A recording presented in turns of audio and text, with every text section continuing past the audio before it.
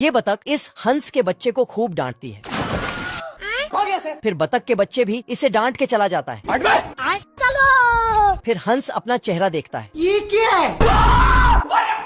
सभी बच्चों को खेलते देखता है तो ये रोने लगता है। मैं मरी जाऊंगा भगवान। दरअसल इस बतखी के अंडों से बच्चे आने वाले थे। अरे दादा रे। जिसके टेंशन से बतख जमीन में चल चल कर गड्ढा कर देता है। अच्छा। तभी अंडों से बच्चे निकलते हैं तो बतख बतखी को बाबू। तभी अचानक आखिरी वाला अंडा में हलचल होता है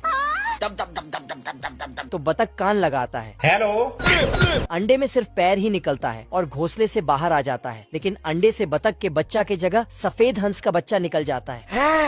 हेलो पापा। तो साला बतख को लगता है कि जरूर बतखी ने कहीं मुंह काला पीला किया होगा। ये क्या तमाशा लगा रखा है तूने? मैंने कुछ नहीं किया। फिर दोनों के बीच भारी झगड़ा शुरू हो जाता है। तू मुझे गलत मत बोल। अरे बाप हो बाप। तभी बतखी बतख को